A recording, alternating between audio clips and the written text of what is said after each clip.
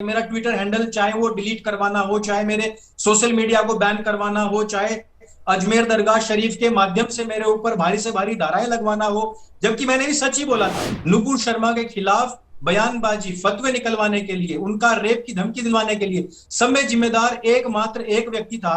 तो कोर्ट ने एक बार भी ये क्यों नहीं कहा कि सिंगल हैंडेड एकमात्र ये व्यक्ति इसके लिए जिम्मेदार है? नुपुर शर्मा जी को सिंगल हैंडेड जिम्मेदार बताने वाला कोर्ट और उनके जो हमारे मियां लॉर्ड्स हैं, एक बार भी उन्होंने जुबैर के विषय में यह बात क्यों नहीं की? सबसे पहले तो हमें देखना पड़ेगा कि इस कौम का इतिहास क्या है। बम फेंकना, पत्थर फेंकना, मांस के टुकड़े फेंकना, कोरोना में आप देख लिया है कि खूब थूक फेंकना, और सबसे बड़ी चीज कि अपने मजहब के विषय में भी फेंकना कि उसमें शांति है, उसमें अमन है, उसमें भाईचारा है। तो ये जितने भी लोग हैं, ये जो दूसरों को फेंकू बताते हैं, मेरा मानना भी यही है कि इनको निकाल करके देश से बाहर फेंक देना चाहिए। नुपुर शर्मा के खिलाफ बयानबाजी, फतवे निकलवाने के लिए, उनका रेप की धमकी दिलवाने के लिए सब में जिम्मेदार एकमात्र एक व्यक्ति था। तो कोर्ट ने एक बार भी ये क्यों नहीं कहा कि सिंगल हैंडेड एकमात्र ये व्यक्ति इसके लिए जिम्मेदार है? नुपुर शर्मा जी को सिंगल हैंडेड जिम्मेदार बताने वाला कोर्ट और उनके जो हमारे मियां लॉर्ड्स हैं, एक बार भी उन्होंने जुबैर के विषय में यह बात क्यों नहीं की?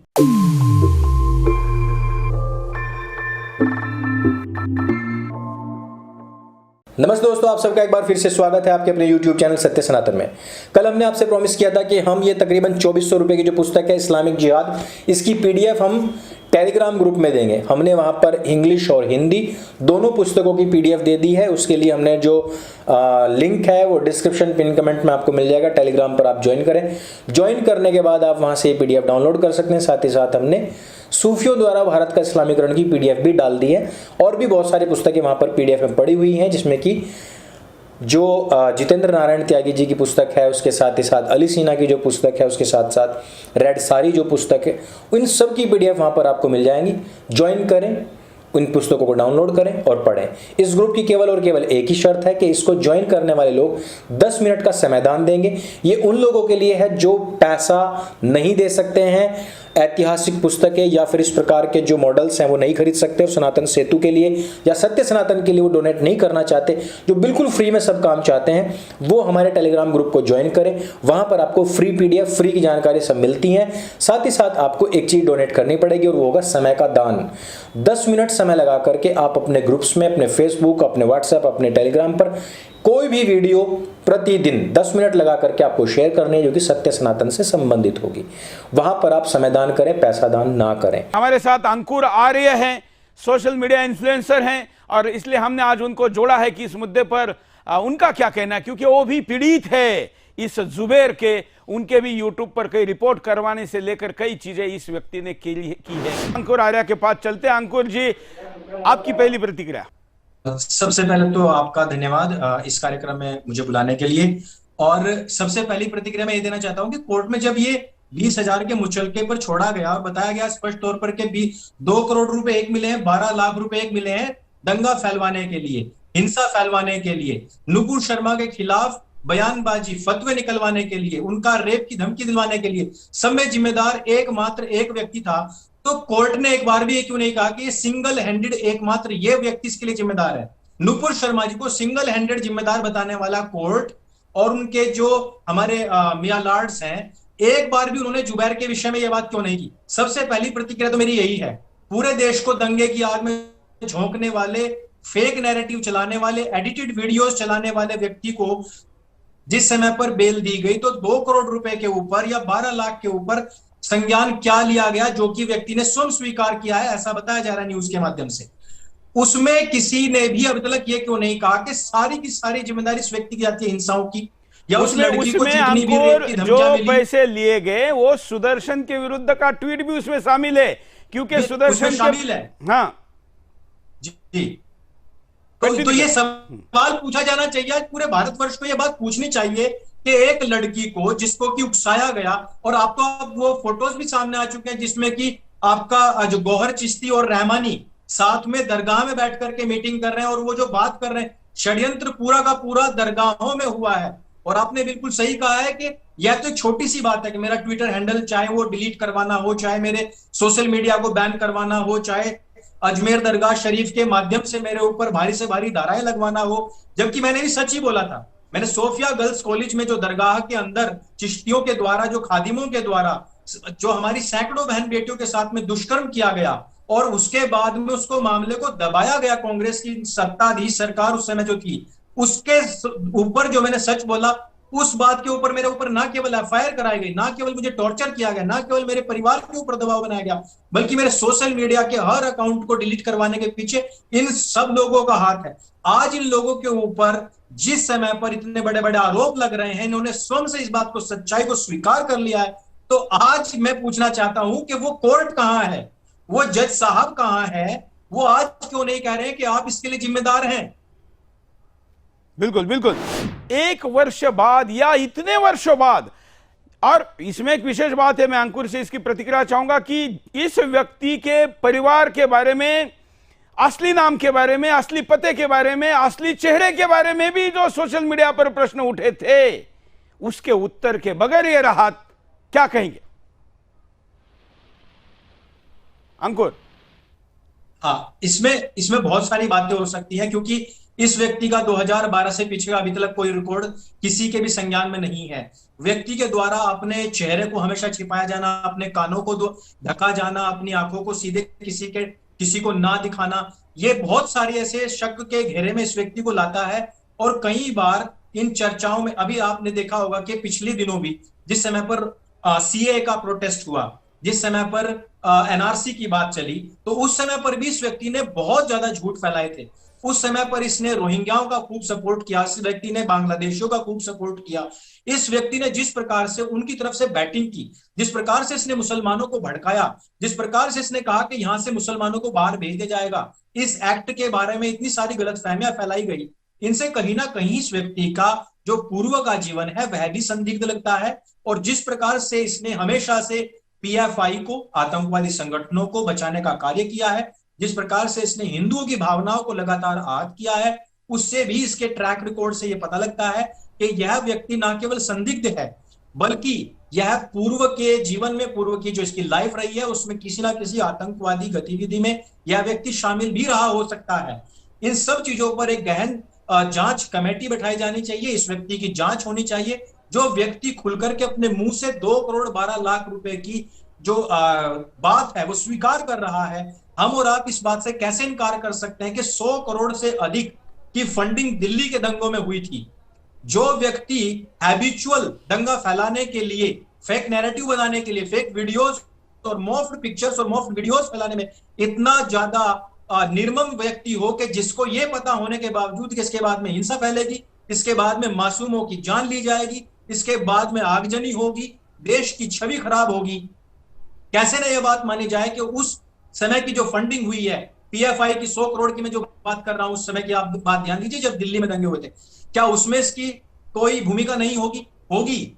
सुरेश जी, मैं चाहता हूं कि आपके माध्यम से जितने भी जांच एजेंसियां हैं, इस व्यक्ति के पूर्व के जो इसका ट्रैक रिकॉर्ड रहा है उसकी पूरी जांच हो, इसके द्वारा जो डिलीट किए गए जो ट्वीट है उन सब की जांच हो, इसके साथ में जुड़े हुए लोगों की जांच होनी चाहिए। आप यकीन मानिए इसके पीछे एक बहुत बड़ा गिरोह का भी खुलासा हो सकता है, और हो सकता है कि जो हमारे देश के खिलाफ जो एक सिंडिकेट बना हुआ है इस्लामिक कंट्रीज का, उसका भी खुलासा हो सकता है।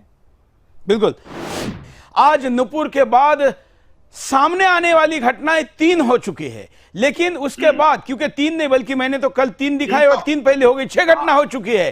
तो अगर नुपुर के बाद इतनी घटना हुई है तो वो भी केवल एक प्रतिक्रिया के रूप में, तो सोचिए कि हमारे कावड़ पर अगर ऐसा मांस फेंका गया उसके बाद क्या होना चाहिए।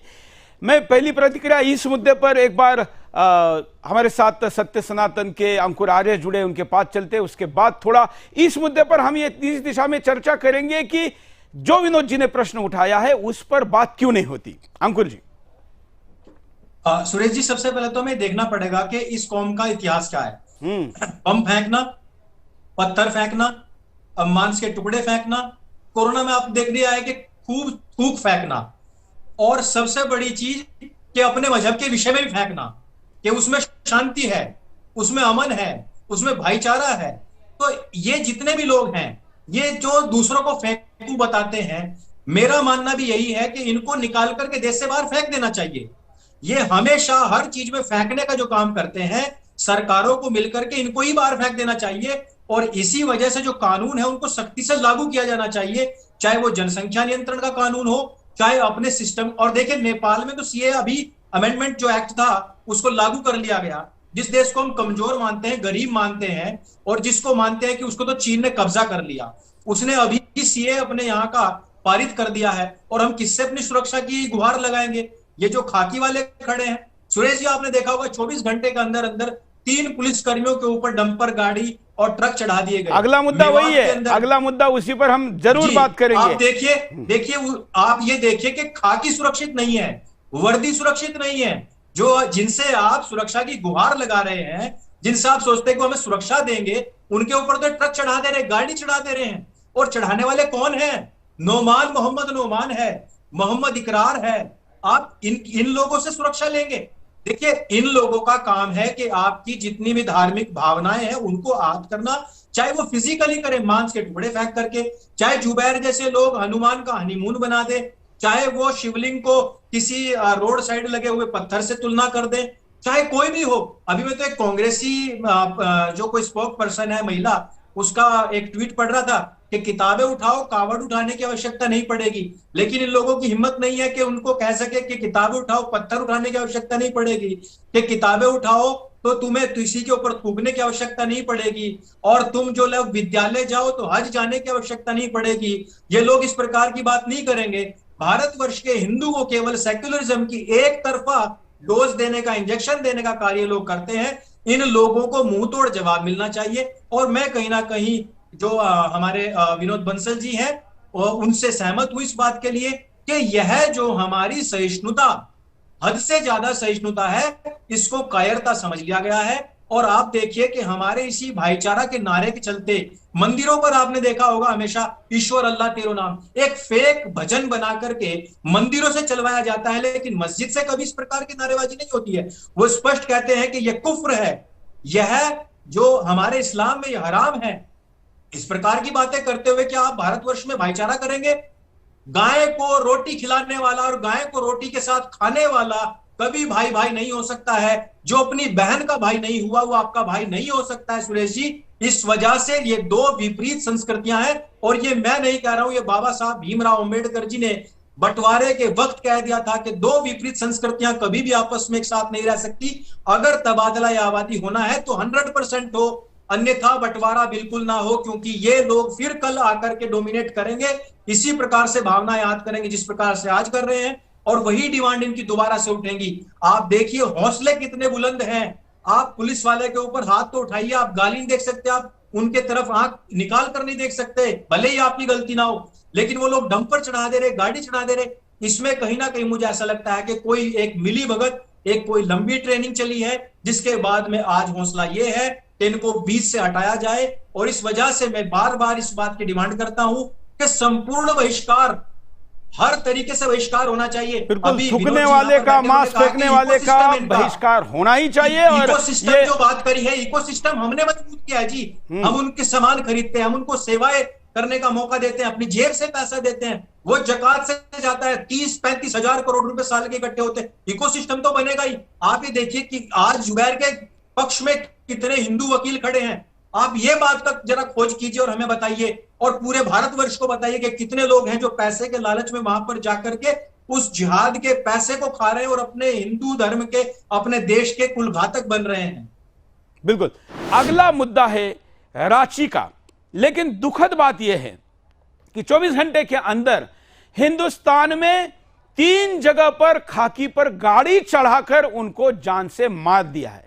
मैंने कल आपके सामने मेवात का मुद्दा दिखाया था, लेकिन आज सुबह होने के पहले ही मैंने सुदर्शन पर ब्रेकिंग देखी कि रांची शहर में कसाईयों ने एक पुलिस सब इंस्पेक्टर महिला के ऊपर गाड़ी चढ़ाकर उनको मार दिया, कुचल दिया। अंकुर की एक बार प्रतिक्रिया लेते हैं। अंकुर।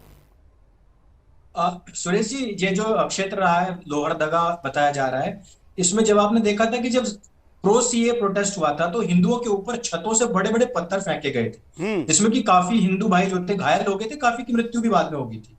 रांची हो चाहे पूरा का पूरा झारखंड हो, आपने देखा होगा एक बहुत बड़े लेवल पे एक सिंडिकेट काम कर रहा है जो मतांतरण का कार्य कर रहा है। आपने देखा होगा, आपने आदिवासियों की बात करी है, आदिवासियों का किस तेजी के साथ में क्रिश्चियनिज्म में उनका कन्वर्जन हो रहा है और सरकार की शय पर हो रहा है, वो भी आपने देखा। 100 से ज्यादा स्कूल ऐसे हैं जिनमें की पूरी तरीके से इस्लामिक पढ़ाई, इन जो सामान्य प्रार्थना होती है वो हट चुकी है, बिल्कुल वहां पर इस्लामिक प्रार्थनाएं होनी शुरू हो गई हैं, जुमे की छुट्टी होनी शुरू हो गई है। और यहाँ विनोद जी ने भी कहा कि एक स्कूल का नाम ही उर्दू विद्यालय कर दिया गया जो कि सरकारी स्कूल था। तो पूरे के पूरे झारखंड की स्थिति इस समय पर बहुत खराब है और वहां पर गौ तस्करी, गौमांस के लिए बहुत बड़े लेवल पर वहां पर जो है इस समय पर तस्करियां चलती। और ये भी बात हमें देखनी पड़ेगी कि जब तक ये सारी चीजें स्टेट ऑर्गेनाइज ना हो तब तक ये काम नहीं हो सकते हैं। तो तुष्टीकरण की राजनीति में आपने देखा है कि ईसाइयों और कसाईयों का खूब खुल करके झारखंड के अंदर बोलबाला है। बिल्कुल सरकार के लेवल पर केंद्र सरकार को इस बारे में संज्ञान लेना चाहिए था। जिन ईसाइयों ड्रामेबाजों का और जिन ईसाइयों के धर्मांतरण के धंधेबाजों के शो झारखंड में बंद हो गए थे, उनको अब मुख्यमंत्री गले लगा रहे हैं। अपने हैंडल से, सरकारी हैंडल से उनका स्वागत करने का, फूल देने का, शॉल चढ़ाने का फोटो ट्वीट कर रहे हैं। तो आप समझिए कि एकदम 180 डिग्री फर्क पड़ा है। और यह फर्क इतना खतरनाक है कि झारखंड के 2 जिले विश्व में किसी भी जिले में इतने गति से वहां का डेमोग्राफिक चेंज हुआ, इतना उदाहरण झारखंड जैसा दूसरा नहीं है। इस स्थिति में झारखंड पहुंचा है। और दूसरा, क्योंकि हम केवल झारखंड नहीं, हम साथ साथ में मेवात की भी बात कर रहे हैं और मेवात के ऊपर आप लोगों ने भी आवाज उठाई है अंकुर जी। हाँ, और दूसरी बड़ी बात कि मेवात, जो जैसे कि आपने बताया कि सुरेंद्र जी उससे पहले भी गौरक्षा में काफी सक्रिय रहे हैं और पूरा हरियाणा ही इस समय पर आप देखें तो गौ सेवा के लिए सबसे अग्रसर है। लेकिन हमें यह भी पता है कि मेवात क्षेत्र में किसी भी हिंदू व्यक्ति का या गाय का जाना इतना ही ज्यादा घातक है जैसे कि पाकिस्तान के अंदर किसी हिंदू का या किसी बहन बेटी का या गाय का बाहर निकलना घातक है। ऐसे में जबकि सबको पता है, जब सबको पता है कि यह क्षेत्र पूरा का पूरा ऐसा है, अभी हमने भी देखा अनिल विज जी ने कहा पूरी फोर्स लगा दो, ये लगा दो, वो लगा दो, हुआ क्या उसके बाद में? मोहम्मद इकरार के पैर में गोली लगने के अलावा कुछ हो पाया अभी तक आपके संज्ञान में हो तो आप कृपया बताएं। लेकिन क्या ये पूरे के पूरे सिंडिकेट के बिना या उनके किसी ना किसी सांठगांठ के या किसी गॉडफादर या किसी बड़े आदमी के आशीर्वाद के बिना क्या यह कार्य हो सकता है? क्या सरकारों को, पुलिस कर्मियों को, खुफिया एजेंसियों को इन बारे में नहीं पता है? मेवात पूरा क्षेत्र को जो लोग खुद अंदर खड़े होकर के कहते हैं कि यह क्षेत्र, और याद कीजिए आपने तो मेवात पर इतने बड़े बड़े अल्लाह बोल किए हैं। मैंने तो 10 शो किए थे और मेरे 10 शो के बाद मुख्यमंत्री को वहां जाकर उन 16 मांगों को मानना पड़ा था। विश्व हिंदू परिषद ने इसका पूरा समर्थन किया था। वहां पर वीएचपी बड़ी मेहनत भी कर रही है। लेकिन अभी भी विनोद जी जो मांगे मेवात के बारे में मांगी गई थी वो पूरी नहीं हो पा रही है। अगले मुद्दे की तरफ चलते हैं। मेवात के बाद हम चलते अजमेर। जी हां, नुपुर शर्मा का गला काटने और सल्तन से जुदा करने की धमकी और करोड़ों रुपए की ऑफर देने वाले वहां के खादिमों, चिश्तियों, जो भी उनको कहा जाता है, उनके ऑफर सुन के कोई पाकिस्तान की सीमा पार करके पाकिस्तानी हिंदुस्तान में आ गया। अंकुर की प्रतिक्रिया लेते हैं। तीनों की प्रतिक्रियाओं के साथ आगे बढ़ते हैं। अंकुर, देखिए, सबसे पहली बात ये देखिए कि जो व्यक्ति पकड़ा गया है उसको सीधे यहां से इसी दरगाह पर जाना था। जो उसका बयान आया है, उसने कहा कि मैं यहां से जाता और अजमेर दरगाह शरीफ जाता और वहां से फिर जो भी चीजें उसको आगे की गाइडलाइन मिलनी थी या जो भी कुछ सामान मिलना था, औजार, हथियार, जो अभी तो उसके बाद से बहुत बड़ा हथियार ही मिला। तो अब ये देखिए कि इस दरगाह का रोल भारत के इस्लामीकरण में कितना है।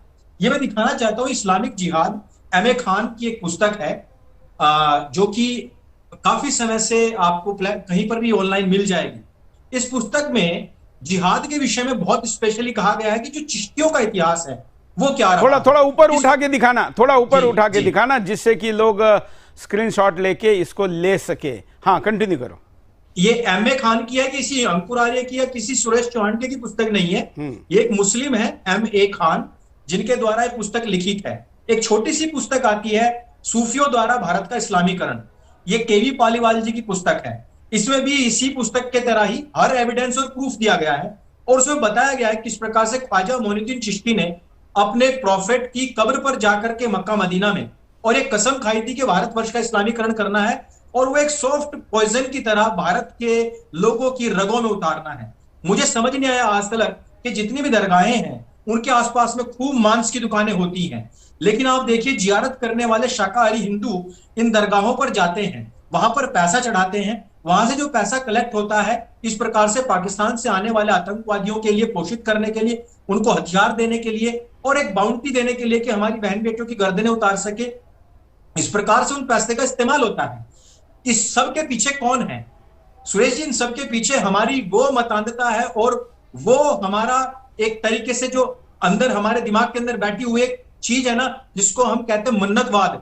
हम अपने 33 कोटि परमेश्वर को छोड़ करके, हम अपने वेद दर्शन उपनिषद को छोड़ करके थूक बिरयानी खाने के लिए वहां पर जाते हैं, वहां पर अपनी बेइज्जती करवाने के लिए, अपनी बहन बेटियों की गर्दन उतरवाने के लिए जेब से निकाल करके जेब में पैसे दे करके आते हैं। आप ये सोचिए कि जिस व्यक्ति ने इन दरगाहों का कॉन्सेप्ट ही बनाया बहन बेटियों का के साथ दुष्कर्म करने के लिए, जिसने बनाया एक स्वीट, एक स्लो पॉइजन हम लोगों की नसों में उतारने के लिए, हम वहां पर जाकर के मत्था अगर रगड़ते हैं तो प्रॉब्लम उन लोगों के साथ नहीं है, बहाउद्दीन के साथ में जो व्यक्ति जो पकड़ा गया है, यह व्यक्ति के साथ प्रॉब्लम नहीं है, उन लोगों के साथ प्रॉब्लम नहीं है जिन्होंने कृष्ण कन्हैया लाल जी की हत्या की है या फिर जिन्होंने उमेश जी की हत्या की है।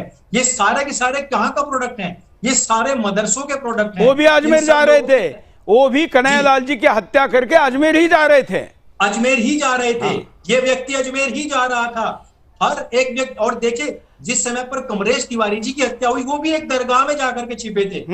आप ये देखिए कि जिन लोगों का जो शुरुआत से एक बचपना जो होता है उसकी पूरी की पूरी परवरिश मदरसों में होती है जहां पर सिखाया जाता हो। हम अजमेर पर एक बड़ी अंकुर, हम अजमेर पर एक बड़ी सीरीज लाने वाले कि अजमेर का वास्तविक इतिहास क्या है, बड़ी विस्तार से करेंगे और ठोक बजा के करेंगे।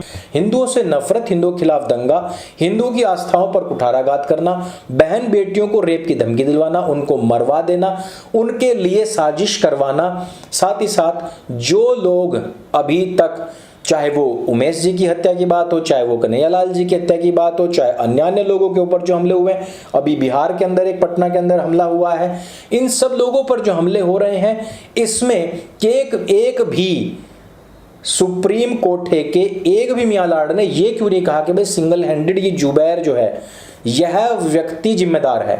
एक व्यक्ति खड़ा होकर के इस बात को कह देता कि भाई नुपुर शर्मा को हमने कह दिया ये बेशर्मी थी, लेकिन जुबैर को कह दो यार, जिसने कि डायरेक्ट इस बात को स्वीकार किया है कि भाई मैंने 2 करोड़ 12 लाख रुपए नफरत फैलाने के नाम पर लिए हैं, फेक वीडियोस डालने के नाम पर लिए हैं, हिंदू के खिलाफ नफरत फैलाऊंगा, दंगा फैलवाऊंगा। ये इतने सारे दंगे हो गए राजस्थान के अंदर, झारखंड के अंदर, उत्तर प्रदेश के अंदर, जम्मू कश्मीर में हुआ, महाराष्ट्र में, पश्चिम बंगाल में लगातार चल रहे हैं, गुजरात में हत्याएं हो रही हैं, झारखंड में इस प्रकार का माहौल बना हुआ है, हर जगह से सरतन से जुदा के नारे लग रहे हैं। अभी राजस्थान में फिर से कहा गया है कि सरतन से जुदा करने के नारे लगाएंगे। यति स्वामी नरसिम्हानंद सरस्वती जी के खिलाफ फिर से बयानबाजी की गई है। एक बार भी एक सुप्रीम कोर्ट ने, एक बार भी एक मियां लाड ने ये बात नहीं कही है। कारण जान सकते हैं हम इसका क्या है? क्या हम पूछ सकते हैं कि इसकी वजह क्या रही होगी? दोस्तों, इसकी वजह है केवल और केवल मुस्लिम तुष्टीकरण, और इसका वजह है कि इनके बीच में मिश्रण होना, इन कटोरे जालीदार कटोरे छाप लोगों का इनके बीच में मिश्रण हो चुका है। ये संकर संतानें हैं उनकी, और ये खाते हैं उनका, पीते हैं उनका। इस वजह से इनमें इतना गुद्दा, इतना मादा नहीं है कि साफ साफ कह सकते सिंगल हैंडेड जुबैर इसका जिम्मेदार है।